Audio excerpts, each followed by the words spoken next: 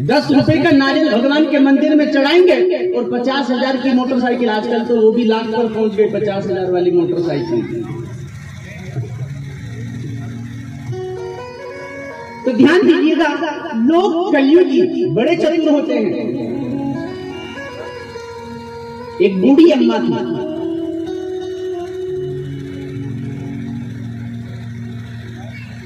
वो बूढ़ी अम्मा दुर्भाग्य से अपनी आंखों से अंधी थी, आंखों से दिखाई नहीं देता था। भगवान की कृपा से उसके घर एक बेटे का जन्म हुआ और थोड़े दिनों बाद पति का स्वर्गवास हो गया। अब बूढ़ी अम्मा मेहनत मजदूरी कर करके अपने जीवन का गुजारा करती, पेट पालन करती, अपने बेटे को लिखाती पढ़ाती। धीरे धीरे बेटा बड़ा हुआ, बड़े होने पर बेटे का माँ ने विवाह भी करवाया। अब विवाह होने के बाद श्रीमती जी घर पर आई, तीनों जने घर में वास कर रहे हैं। ध्यान दीजिएगा,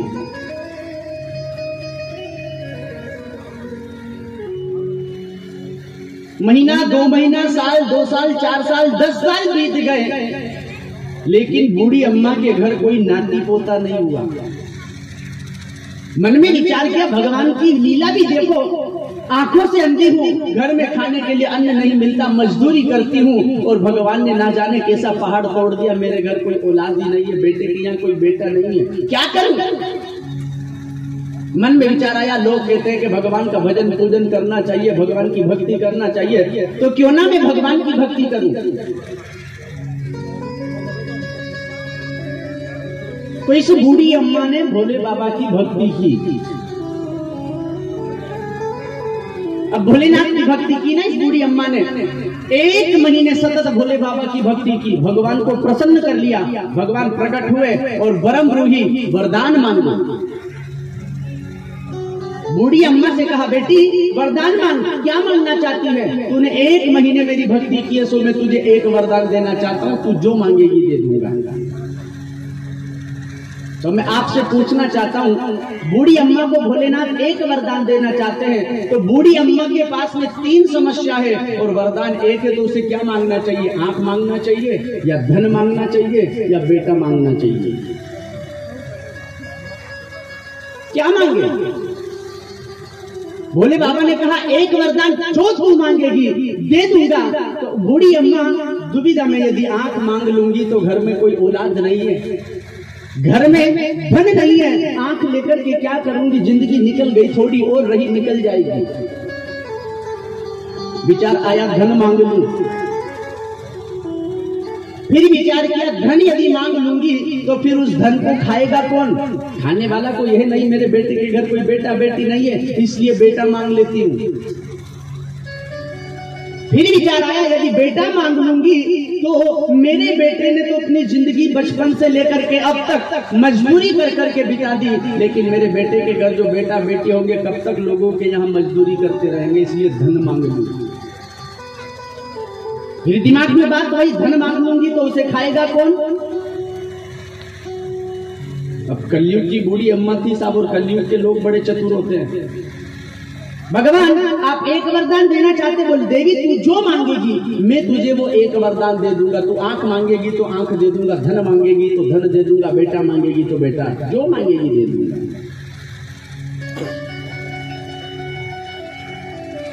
बूढ़ी अम्मा ने भगवान को प्रणाम करते हुए निवेदन किया, भगवान आप एक वरदान देना चाहते हो तो ठीक है, मैं एक ही वरदान आपसे मांगना चाहती हूँ।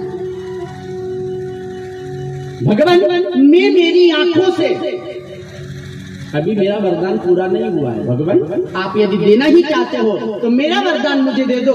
मैं मेरी आंखों से मेरे बेटे के बेटे को सोने की थाली में भोजन करता हुआ देखना चाहती हूँ, ये वरदान दे दो। यानी मुझे आंख नहीं है तो आंख दे दो, मेरे घर बेटे के यहाँ बेटा नहीं है तो उसे बेटा दे दो, और वो सोने की थाली में भोजन करता हुआ मुझे दिखाई दे, इतना धन दे दो। यानी कि एक ही बाण से 3 निशाने साध लिए साहब, इधर वरदान एक ही बार में। तो कलयुग के लोग इतने चतुर है साहब, खोइया पद्मा के। हाँ, 5 रुपये का नारियल चढ़ाएंगे और भगवान से ना जाने क्या क्या मांग करके आएंगे। मांगू नहीं मर जाऊं मैं अपने तन के काज, औरन के काजे मांगत आए न मोहेला। भगवान से अपने जीवन में कभी भी अपने लिए नहीं मांगना चाहिए। मांगना है तो औरों के लिए मांगो, जो दुखी है उनके लिए मांगो। अपने लिए यदि मांगा तो तुम्हारे बराबर इस संसार में कोई स्वार्थी नहीं है। और एक बात तो ध्यान रखना, मांगने से प्रेम खत्म हो जाता है।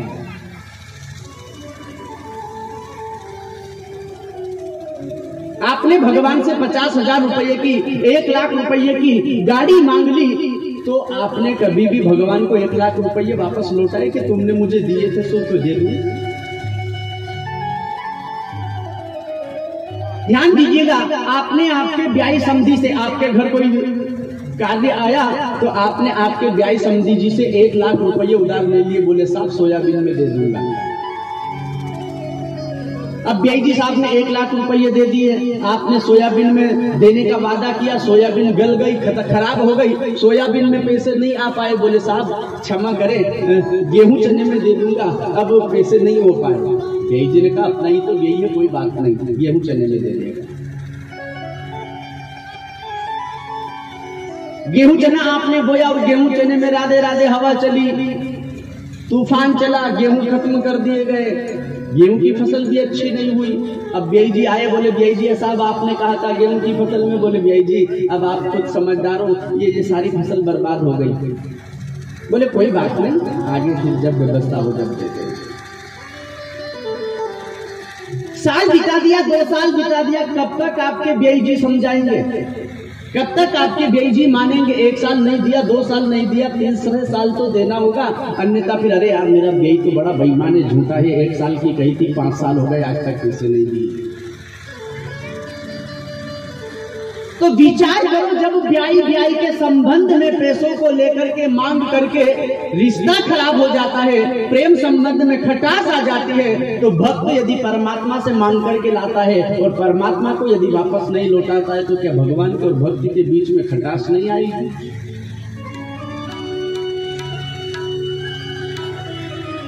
शास्त्र कहता है भगवान से कभी मांगना नहीं चाहिए, बिन मांगे मोती मिले। परमात्मा बिना मांगे ही अपने भक्त को दे देता है। और मांगोगे तो प्रेम परमात्मा का भक्त के ऊपर से कम हो जाएगा, क्योंकि ये तो मांगने वाला।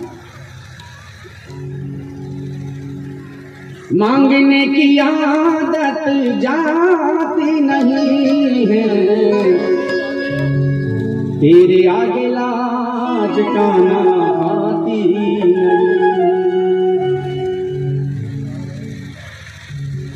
मांगने में कभी शर्म नहीं करते। लोगों से मांगने में शर्म आती है, लेकिन परमात्मा से मांगने में जीवन में कभी शर्म नहीं आती। एक बार क्या हुआ, एक बहुत बड़ा सेठ बहुत बड़ी गाड़ी में बैठ करके, सूट बूट में बैठ करके और जा रहा था। उसने विचार किया रास्ते में कोई मंदिर पड़ा, विचार किया दर्शन कर लूं और दर्शन कर करके चलूंगा। साइड से गाड़ी लगवा करके सेठ मंदिर के लिए गाड़ी से उतर करके मंदिर में जाने लगा, तो देखा कि एक भिखारी पसीने पसीने हो रहा है और तपती गर्मी में मंदिर की सीढ़ी पर मांगने के लिए बैठा है। इसने विचार किया बेचारा दोपहरी आ गई, सवेरे से अभी तक कुछ खाया नहीं होगा, भिखारी है, भूखा लगता है, क्या करूं? तो अपनी जेब से 50 की नोट निकाल करके भिखारी के कटोरे में देने के लिए हाथ बढ़ाया। जैसे ही भिखारी के कटोरे में पैसे डालने के लिए हाथ बढ़ाया, भिखारी ने अपना कटोरा खींच लिया। अरे ये क्या करता है, मैं तुझे भीख दे रहा हूं और तू भीख लेना ना। बोले मैं भिखारी से कभी भीख नहीं लेता हूं।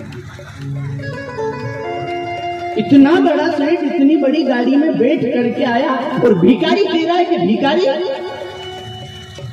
बोले हाँ मैं सच कह रहा हूं, मैं भिखारियों से कभी भीख नहीं लेता हूं। भिखारी ने पूछा मैं भिखारी कैसे? बोले साहब मैं सांसारिक लोगों से मांगता हूं और तुम उस 4 हाथ वाले से मांगने के लिए जा रहे हो, तो तुम में और मुझ में फर्क क्या है? मैं भी भिखारी हूं और तुम भी भिखारी हो। यदि तुम मांगने नहीं जाओ तो मुझे देने का अधिकार तुम्हारा बनता है। यदि तुम भी मांगने जाओ तो भिखारी से मैं कभी भीख नहीं लेता। तो जो भी परमात्मा से मांगता है साहब, वो भिखारी है, चाहे वो गरीब हो चाहे वो अमीर हो। आदरणीय सुखदेव जी भगवान राजा परीक्षित को बतला रहे हैं कि हे राजन, प्राणी अपने जीवन में किस पर विश्वास करे।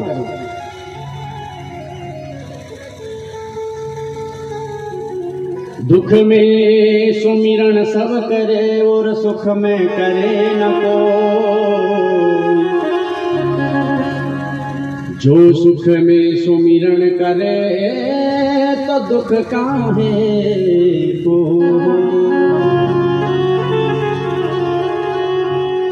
ये हमारे मन की एक बहुत बड़ी भ्रांति है। जब हमें दुख मिलता है तो हमें परमात्मा याद आता है और सुख मिलने पर परमात्मा भुला दिया जाता है। अच्छा, आप बताओ ईमानदारी से, आप सुख में परमात्मा को याद करते हो?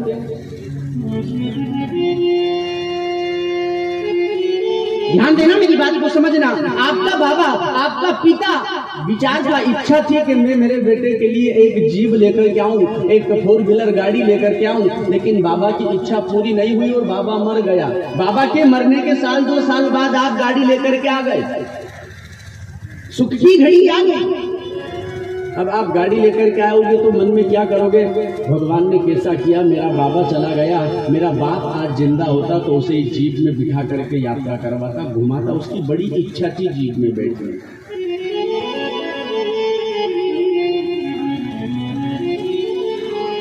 सुख की घड़ी में हमें अपने याद आते हैं, सुख की घड़ी में हमें अपना कुटुंब, कबीला, रिश्तेदार याद आता है, और दुख की घड़ी में परमात्मा याद आता है। जंगल में गए और जंगल में जाने पर अचानक पैर में कांटा चुभ जाए तो हे राम, क्योंकि दुख हुआ है।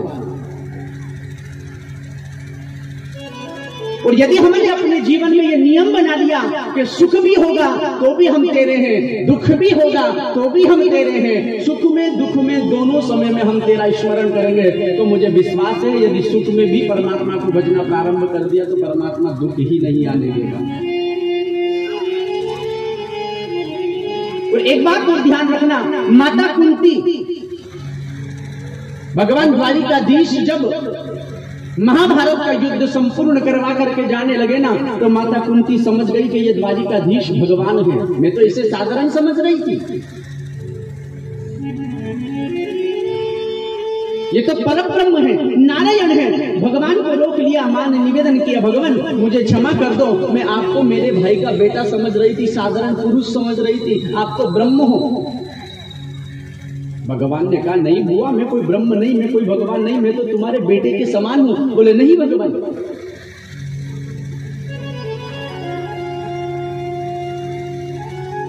भगवान द्वारिकाधीश ने कहा बुआ, यदि मैं भगवान हूं तो भगवान से मांगा जाता है, मांगो, क्या मांगना चाहती हो? बुआ ने कहा भगवान यदि वरदान देना ही चाहते हो तो केवल एक वरदान चाहती हूं, मेरे जीवन में कभी सुख नहीं आए, मेरे जीवन में मेरे ऊपर दुख पर दुख आता रहे, ये वरदान दे दो। माता कुंती ने मांगा। भगवान ने कहा बुआ कैसी बात करती हो, बचपन से 55 तक की उम्र बिता दी, अंत समय आने वाला है, फिर भी तुम दुख मांगती हो। बोले भगवान सुख की घड़ी में अपने याद आते हैं। सुख के माथे सील पड़े जो हरि हृदय से जा, बलिहारी वा दुखन की जो पल पल नाम रटा। उस सुख से वो दुख अच्छा है, क्योंकि सुख आ गया तो द्वारिकाधीश तुम हमें छोड़कर जाने लग गए, और हमारे पास जब तक दुख था तुम हमारे साथ में थे, इसलिए तुम हमें दुख दे दो। हमें दुख मिलेगा तो दुख में तुम हमारे साथ रहोगे, इसलिए आप हमें दुख दे दो। माता कुंती भगवान से दुख मांग रही है। और मेरे बहन भाइयों मैं कहना चाहता हूं, भगवान से जीवन में कभी कुछ मांगना भी नहीं चाहिए, सुख भी नहीं तो दुख भी नहीं। सुखदेव जी राजा परीक्षित को बतला रहे हैं कि हे राजन, जिस तरह से सांसारिक लोग दुख में भगवान को याद करते हैं, उसी विषय पर हम तुम्हें एक कथा सुनाते हैं। एक हाथी है, गजेंद्र,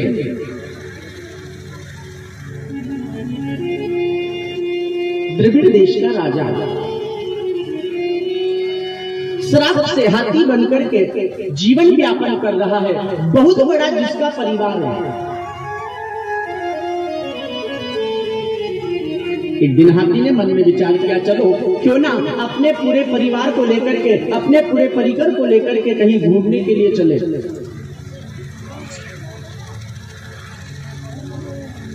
तो हाथी ने अपने पूरे परिजनों को अपने साथ में लिया, अपनी पत्नियों को, अपने बेटा बेटियों को साथ में लिया और जंगल में घूमने के लिए निकल पड़ा।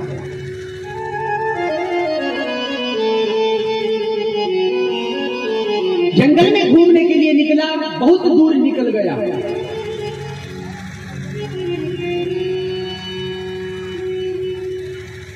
हाथी जब बहुत दूर निकल गया, हाथी को प्यास ने सताया। विचार किया कहीं से जल मिल जाएगा तो प्यास बुझ जाएगी। कंठ अवरुद्ध हो रहा है, कंठ सूख रहा है।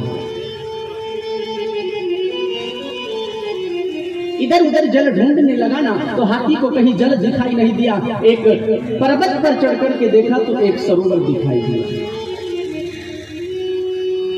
गजराज को प्यास लगी वन में,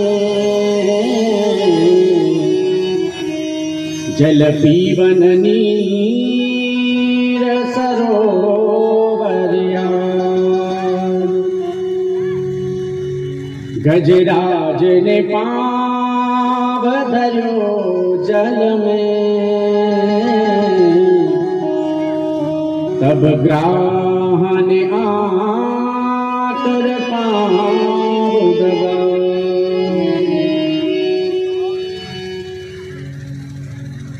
सरोवर दिखाई दिया। सरोवर में जाकर के प्यास बुझाने के लिए पानी पिया और पानी पी करके मन में विचार किया, आनंद नहीं आ रहा है, जल के अंदर उतर जाऊं। तो सरोवर में जल के अंदर उतर करके अपनी सूंड में जल भर करके अपनी पत्नियों पर, अपने बेटा बेटियों पर जल छींटने लगा। हाथी मतवाला होता है, मस्त होता है। अपनी पत्नियों पर, अपने बेटा बेटियों पर जल छींटने लगा। उनमें आप लोगों को बता दूं, वो हाथी और कोई नहीं, आप और हम ही वो हाथी है।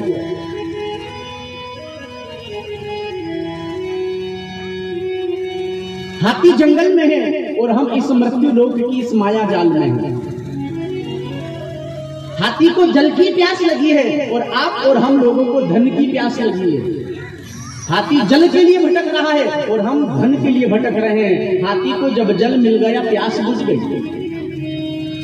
हमें धन मिल गया तो हमारी भी प्यास बुझ गई। अब ज्यादा धन मिल गया ना, हाथी को ज्यादा जल मिल गया तो अपनी पत्नियों पर छींट करके व्यर्थ जल को बर्बाद कर रहा है। ऐसे ही हमें जब अधिक धन मिल जाए, संपत्ति अधिक हो जाए, तो फिर उस धन का दुरुपयोग किया जाता है, गलत जगहों पर उसे बर्बाद किया जाता है।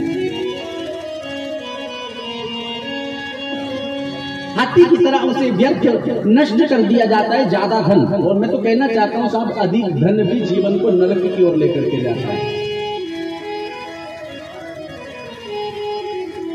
हया दया घटती गई और हालत भई अजीब, जो जो धन बढ़ता गया सो त्यों त्यों भये गरीब। सांसारिक लोगों में देखिए साहब, हया दया सब खत्म हो गई है और प्राणी गरीब हो रहा है। जो जो धन बढ़ता गया, जैसा जैसा इंसान के पास में धन बढ़ जाता है, जैसा जैसा इंसान के पास में धन की मात्रा बढ़ती जाती है, इंसान वैसा ही गरीब होता जाता है।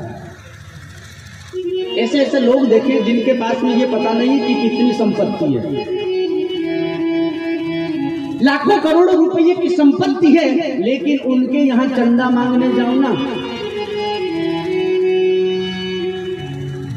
ईमानदारी की बात कर रहा हूं, जिनके घर धन की कमी नहीं है, जिनके यहाँ अनाप शनाप धन है, उन लोगों से चंदा मांगने जाओ तो बोले लिख लो 51 रुपया। ऐसी ऐसी भावना, जैसे जैसे धन बढ़ता है इंसान वैसे वैसे गरीब होने लगता है।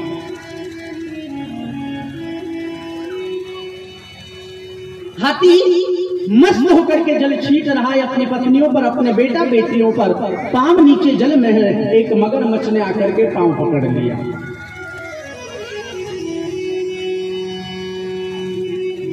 हाथी ने विचार किया कोई मछली, कोई मगरमच्छ, कोई कछुआ आ गया होगा, निकल जाएगा, मैं इतना विशाल, मैं इतना बलशाली, मुझे कौन खींच सकता है। काफी वक्त बीत गया, ग्रह नीचे खींचने लगा, विचार किया मुझे कोई नीचे खींच रहा है, अब मुझे बाहर निकलना चाहिए। ताकत लगाई, अपनी शक्ति लगाई, बाहर निकलने की कोशिश की, बाहर नहीं निकल पाया। अपनी पत्नियों से कहा है देवियों मुझे बचाओ, मुझे कोई नीचे खींच रहा है, मैं मर जाऊंगा।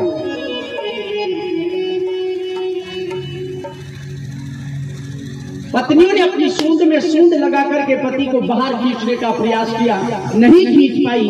अपने पति से निवेदन किया स्वामी जी अब आप तो मर रहे हो, आप अपने साथ में हमें लेकर के क्यों मरना चाहते हो।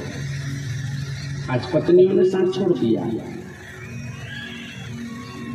बेटाओ मुझे बचाओ मैं मर रहा हूं, बेटाओ मुझे बचाओ मैं मर रहा हूं। बेटाओं ने भी सूंड में सूंड जल खींच करके बाहर निकालने का प्रयास किया, नहीं खींच पाए। अपने बाबा से कहा बाबा मैं तो बूढ़ा हो गया, आप तो बूढ़े हो गए, मर भी जाओगे तो चलेगा, अभी तो हमारा जीवन चालू हुआ है, हमें तो जीने दो। आज बेटों ने भी साथ छोड़ दिया है, और यही हमारे साथ में होना है। जो घटना हाथी के साथ घटी, अंत समय पर अपनों ने, जो अपने थे उन्होंने साथ छोड़ दिया, यही हमारे साथ में होना है। जब विपत्ति आएगी, अंत समय आएगा, हमारे अपने कहने वाले भी हमारा साथ छोड़ देंगे।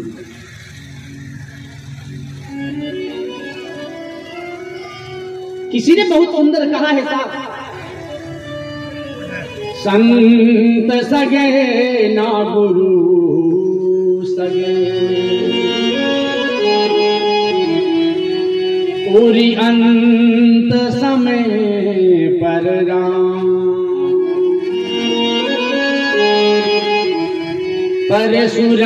परशुराम या जीवतो, बस तीन ठोर विश्राम।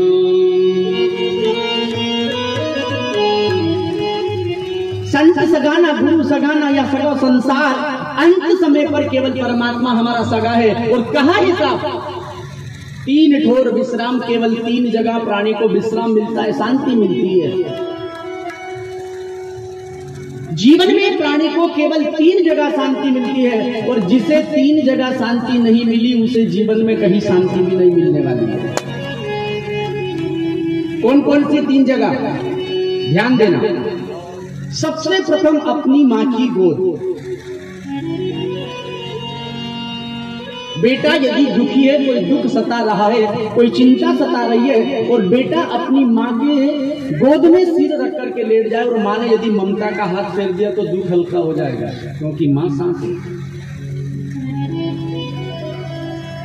मां की गोद, मां की गोद में शांति नहीं मिली तो दूजी शांति परमात्मा की गोद।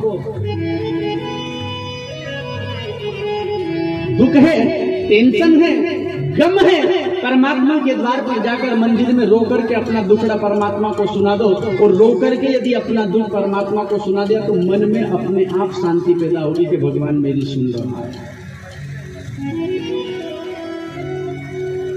मां की गोद में शांति नहीं मिली, भगवान की गोद में शांति नहीं मिली, तो तीसरी गोद है शमशान की गोद। अंत समय शमशान में जाकर के शांति मिलेगी। और मैं तो कहना चाहता हूं साहब, जिसे माँ की गोद में परमात्मा की गोद में शांति नहीं मिली, उसे शमशान में भी शांति नहीं मिलेगी। वहां भी भूत बन करके परेशान करेगा, वहां भी उसे शांति मिलने वाली नहीं है। तो ध्यान दीजिएगा, माया सगी ना तन सगो सगो नया संसार, परशुराम या जीव को सगो सुसिरजन। क्या है हमारा सगा? माया हमारी है। जिस माया के लिए, जिस धन के लिए अपने सर्वस्व जीवन को बर्बाद कर दिया, खून पसीना बहा करके सभी लोगों से बुराइयां लेकर के, रिश्तेदारियों में बुराई हो करके और धन कमाया, वो माया हमारी है। जिस माया के लिए अच्छे अच्छे संबंध हमने खराब कर लिए, क्या वो माया मरने पर बेटा अपने सिराने रख करके जला देगा?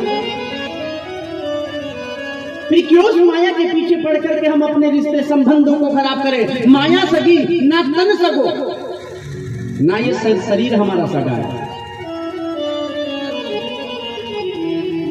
यदि ये शरीर अपना सगा होता, बेटा कहता कि ये बाप मेरा सगा है, माँ कहती है ये पति मेरा सगा है, तो फिर मरने पर जलाया क्यों? तेरा तन तो सगा था। एक व्यक्ति मर गया ना, तो मरने पर उसके आस पड़ोस वाले, परिवार वाले, घर वाले रो रहे हैं। अब सब रो रहे ना, तो एक संत जी जा रहे थे, देखा क्यों रो रहे हो?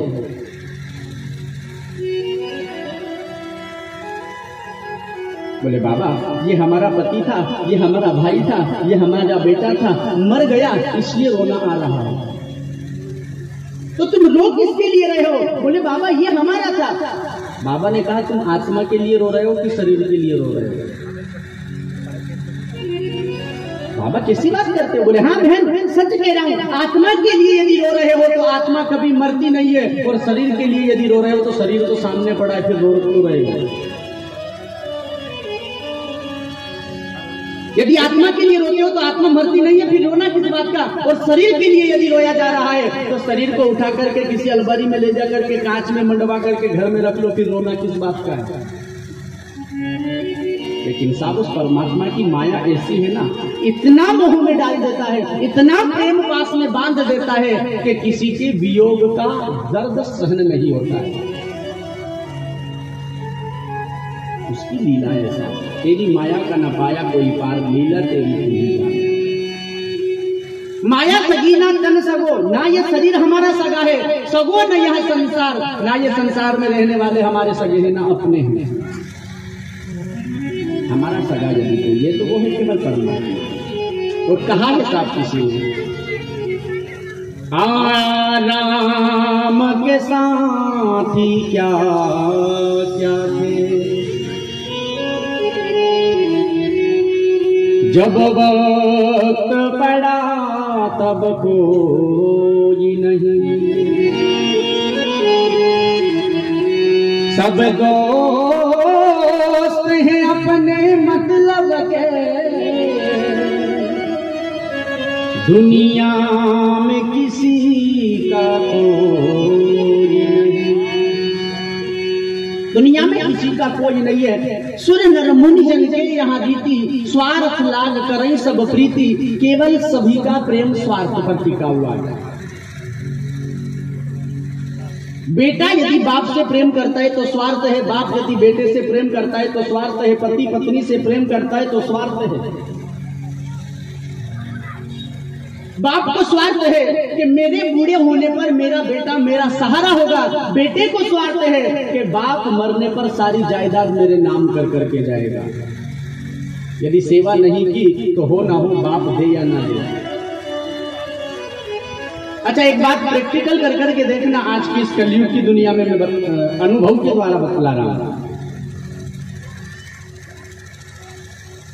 आप देखना चाहो कि मेरा बेटा तो श्रवण है, मेरी सेवा करेगा, जरूर सेवा करेगा, तो आप अपने बेटे के साथ में एक नाटक रचना, एक नाटक खेलना।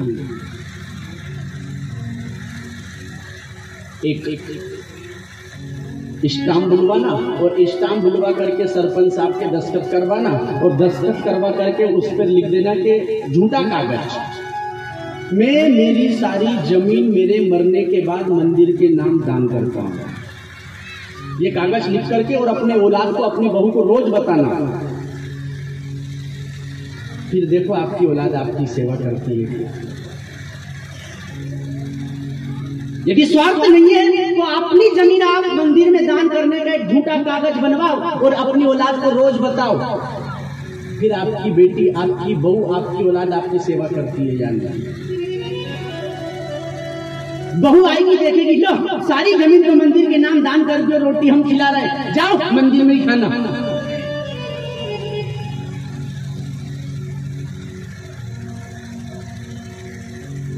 ईमानदारी की बात है। आजकल की औलाद बिना स्वार्थ के सेवा नहीं करती। बहू भी यदि दौड़ दौड़ करके सेवा करती है ना, तो पल्लू में जो चाबी बंधी हुई है ना, उसी के लिए सेवा कर रही है कि मरने पर ये चाबी मुझे दे देगी। तो नहीं सेवा होती। और मैं कहना चाहता हूं मेरे बहन भाइयों, मेरे माँ बाप, मेरे बूढ़े बाबाओं, मेरी मैयाओं, अपने जीवन में यदि आप अपनी बहू से, अपने बेटे से सेवा चाहते हो तो अपने खाते में 2-5 लाख रुपए पटक के रखो।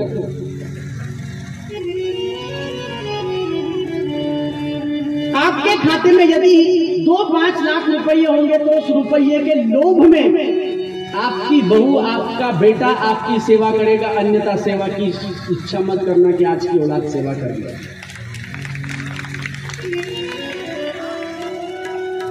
क्योंकि बैंक में आपके खाते में जो पैसे पड़े रहेंगे ना, आपकी बहू देखेगी कि यदि सेवा नहीं करूंगी तो ये सारे पैसे निकाल करके उस नागन ननन को दे देगी।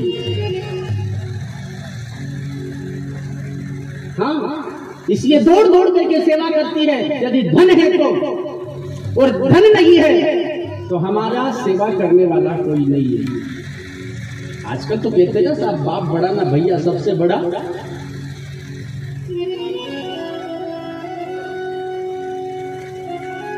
कोई किसी से सच्चा प्रेम नहीं करता, कोई किसी से हित नहीं रखता। सारा संसार स्वार्थी प्रेम करता है, केवल अपने स्वार्थ को सिद्ध होने के लिए प्रेम करता है। स्वार्थ पूरा हुआ, राधे राधे, प्रेम खत्म। जब तक स्वार्थ है तब तक प्रेम है, और स्वार्थ सिद्ध हुआ, प्रेम भी खत्म हुआ।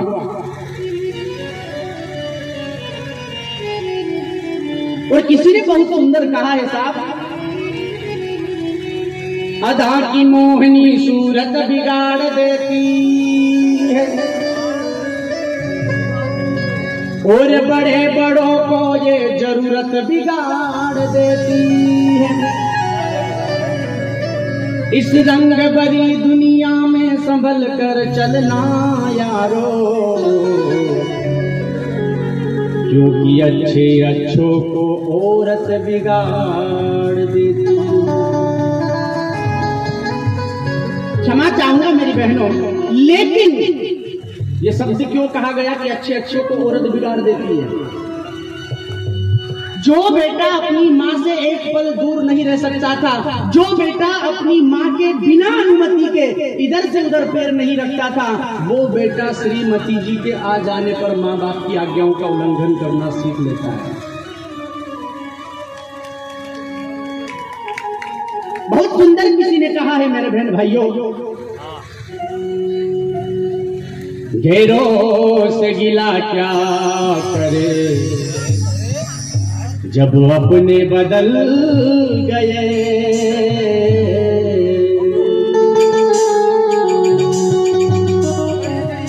परायों से क्या गिला करे, परायों पर क्या विश्वास करे, जब जिसे अपनी कोख से जन्म दिया वो नालायक औलाद बदल गई, तो फिर दूसरों पर किस पर विश्वास किया जाए?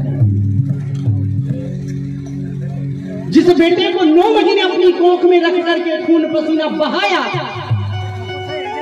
श्रीमती जी के आ जाने पर जब वो बेटा ही बदल गया, तो फिर दूसरों पर कैसा विश्वास किया जा सकता है? किसी ने बहुत सुंदर शब्द लिखे हैं, कहा गैरों से गिला क्या करें जब अपने बदल गए। शीशा वही तो है मगर जिस आईने में हम बैठ करके मुंह देखा करते थे, शीशा तो वही है, कांच तो वही है, लेकिन वो चेहरे बदल गए। जो कांच में चेहरे देखते थे ना, वो चेहरे बदल गए, लेकिन कांच आज भी वही है। शीशा वही तो है मगर ये चेहरे बदल गए। बदल गए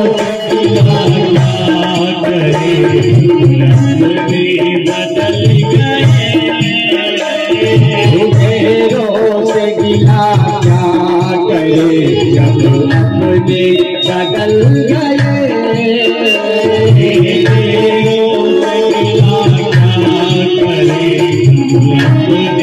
बदल गए से गिला क्या करे जब अपने बदल गए।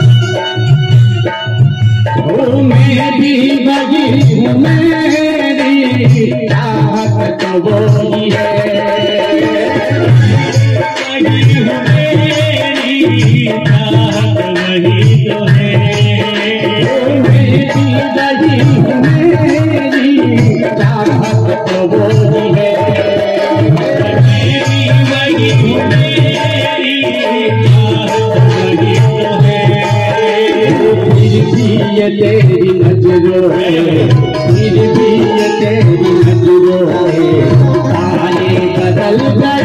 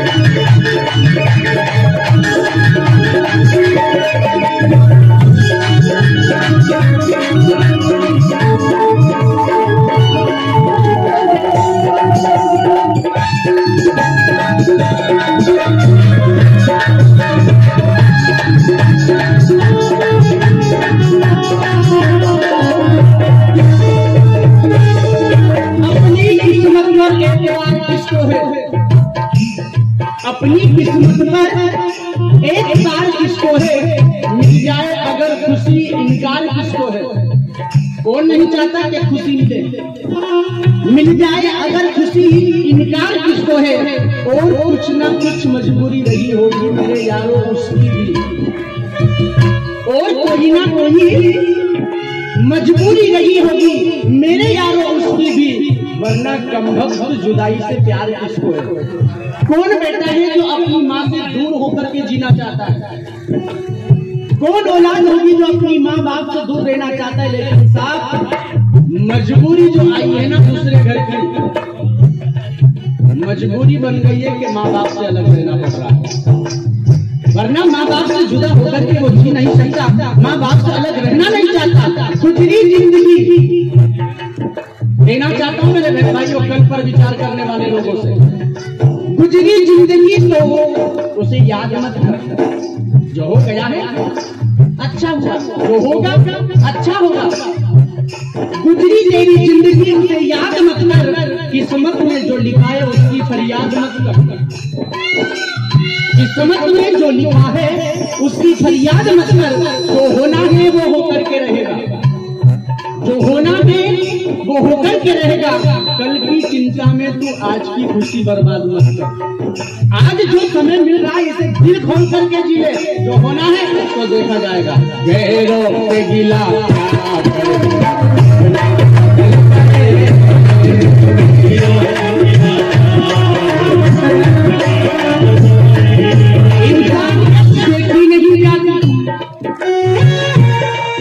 इंसानियत देखी नहीं जाती, बात समझ ली जाती है।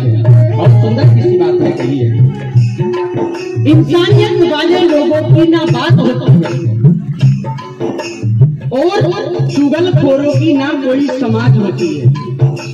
इश्क मोहब्बत जो भी करना है कीजिए मेरे बांके बिहारी से, इश्क मोहब्बत जो भी करना है कीजिए मेरे बांके बिहारी से, क्योंकि दिल टूटने की कोई आवाज नहीं होती है। कब किसका दिल कहाँ टूट जाए पता नहीं चलता, इसलिए क्यों ऐसे झंझटों में उलझे कि दिल टूट करके रोना पड़े। हमें रोना चाहिए तो उस परमात्मा से प्रेम कर करके रोए, ताकि कभी जिंदगी में मेरा बांके बिहारी दिल टूटने नहीं देगा। उसकी फरियाद करे, उससे प्रार्थना करे, उससे निवेदन करे, किस पर विश्वास करे। गैरों से गिला क्या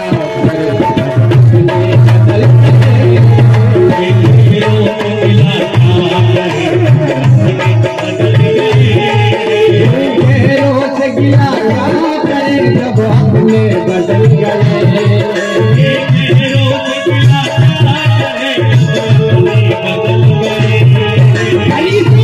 मिलाकर तो देखो सांसारिक जीवन में उलझ रहे हैं, जो संसार में प्रपंच में फंस रहे हैं, उनके लिए कहा है हरी से मैं मिलाकर तो देखो, किसी से एक बार धोखा खाकर तो देखो। हरी से मैं मिलाकर तो देखो, किसी से एक बार धोखा खाकर के तो देखो। इतने सुंदर है मेरे बांके बिहारी, इतने सुंदर है मेरे बांके बिहारी। तुम एक बार वृंदावन जाकर तो देखो। क्या यहाँ संसार में लोग हैं? वृंदावन जाकर यहाँ बांके बिहारी का दीदार करो, एक बार उसका दर्शन कर लो, दुनिया में मन लगाने की जरूरत नहीं पड़ेगी। ढेरों से गिला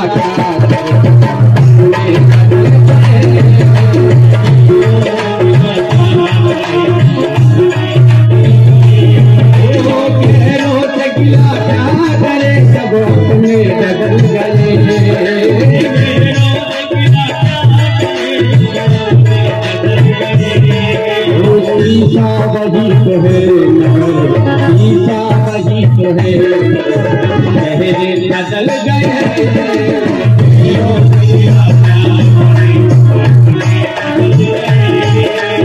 बदनाम करने के तरीके कितने आसान होते हैं। बदनाम करने के लिए लोगों को बहाने की जरूरत नहीं पड़ती, थोड़ी सी चिंगारी लगाई के राधे राधे घर जला देते हैं। बदनाम करने के तरीके कितने आसान होते हैं। लोग सुनते हैं छिप छिप करके बातें और कहते हैं कि दीवारों के कान होते हैं। अरे कोई दीवार का काम नहीं होता। ये चुगलखोर छिप छिप करके बातें सुनते हैं और कहते हैं बोले हमें तो पता चला है। ऐसे दगाबाजों से बच करके जिंदगी जियो मेरे बहन भाइयों।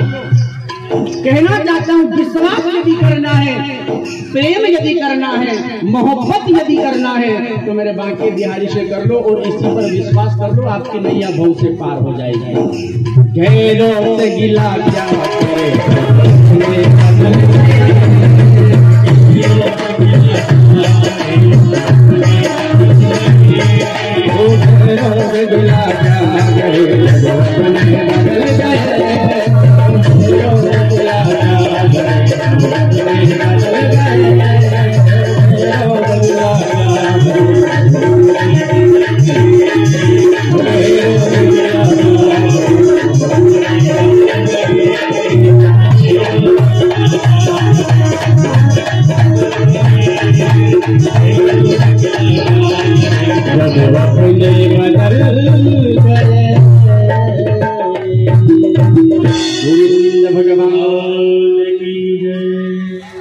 इस पर विश्वास किया जाए।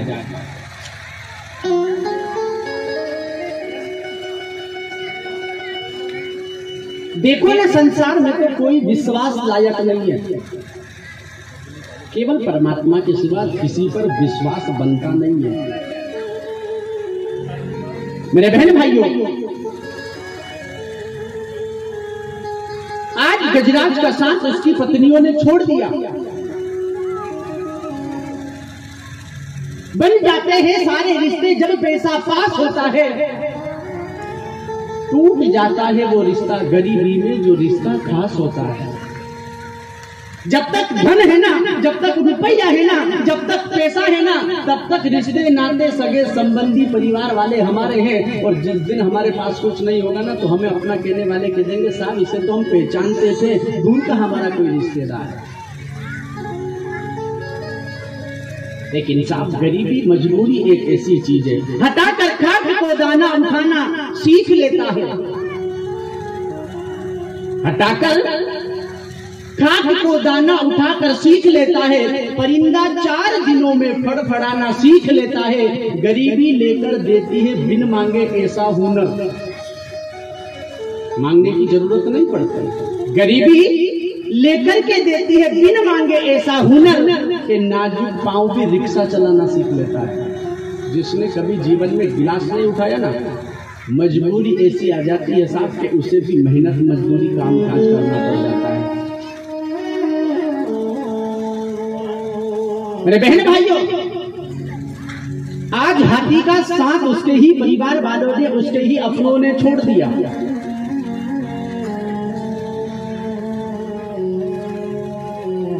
और मैं ये नहीं कहना चाहता कि आप भी अपने संसार को, घर बार को, परिवार को छोड़ दो। नहीं, आप सांसारिक धर्म में रहकर के, परिवार में रहकर के, पति पत्नी के संबंध में रहकर के, बेटा बेटी के संबंध में रहकर के भी भगवान को भजना मत छोड़ो। क्योंकि भगवान यदि है तो तुम्हारी नैया भव से पार होगी, और भगवान ने यदि तुम्हारा साथ छोड़ दिया तो तुम्हारी नैया बीच भंवर में ही डूबकर फंसेगी।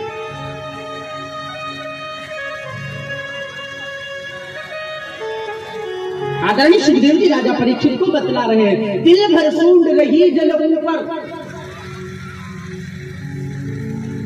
मरने वाला है हाथी, अंत समय आ गया है। मेरे दीन बंधु भगवान रे, गरीब की सुन कर आजा। भगवान अब मेरा कोई सहारा नहीं है, कोई शासन नहीं है। अब तू ही मेरा बचाने वाला है, तू ही मेरा रक्षक है। अब कृपा करो। जाप जप्यो नहीं, मंत्र खप्यो नहीं, वेद पुराण सुने न बखान। बीत गए दिन यूं ही सभी, रस मोहन के बनकर के दीवान। हाथी पशु योनि में था, कभी मंत्र नहीं जपा, कभी पूजन पाठ नहीं किया, कभी यज्ञ हवन नहीं किया, कभी भगवान की कथा नहीं सुनी, कभी भगवान की कथा नहीं पढ़ी। अब भगवान को पुकारे तो कैसे पुकारे? पूरा जीवन अपनी पत्नियों के साथ में रह करके भोग विलासों में बिता दिया, आज तक भगवान का स्मरण नहीं किया। भगवान को याद करे तो कैसे करे, किसे पुकारे? विचार किया, जिसने इस सारे संसार को रचा है, जिसने इस सृष्टि को बनाया है, अब वही परमात्मा मेरी रक्षा करे। अब मुझे बचाने वाला कोई नहीं है।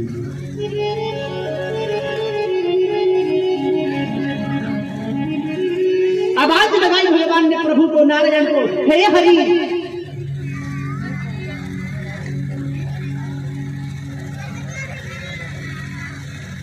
भगवान का सिंहासन डगमगाने लगा।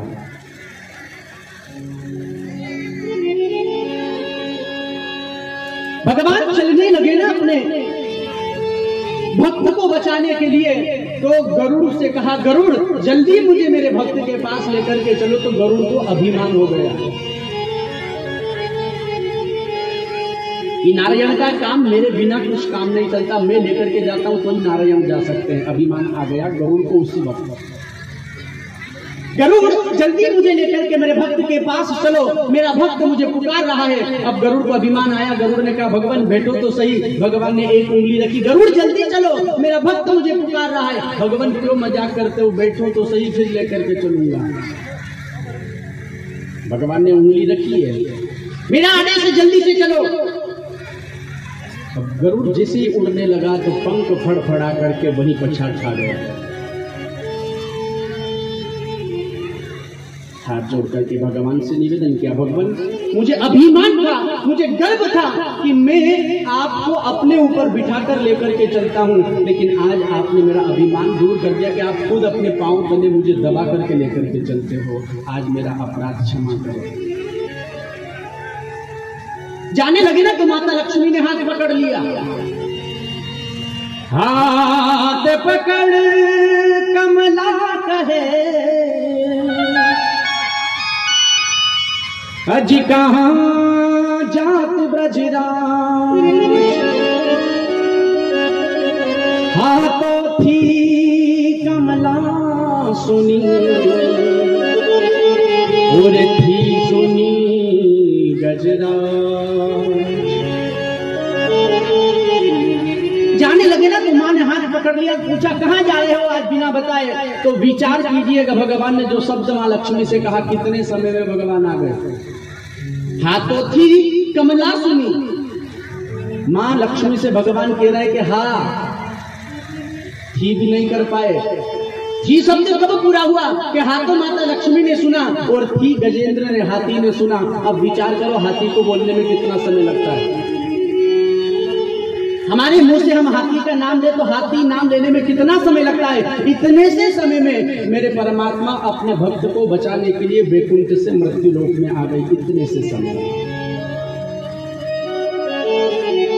ग्रह का उद्धार किया, हाथी को बचा लिया। हाथी ने भगवान से निवेदन किया, भगवान मैंने आपको पुकारा, मैंने आपको याद किया, उद्धार आपने ग्रह का कर दिया। तो भगवान ने कहा तुम कौन हो? बोले मैं आपका भक्त हूं, मैं आपके चरणों का ध्यान कर रहा था। तो भगवान ने कहा तुम मेरे चरणों का ध्यान कर रहे थे और वो ग्रह तुम्हारे चरण पकड़ करके तुम्हारे चरणों का ध्यान कर रहा था। इसलिए मेरा फर्ज बनता है भक्त से पहले भक्त के भक्त को तारना, सो पहले उसका उद्धार कर दिया। किंवा दयालु शरणम प्रजेत, इतना दयालु है वो परमात्मा जो गज को मारने जा रहा था, उसका भी भगवान ने उद्धार कर दिया।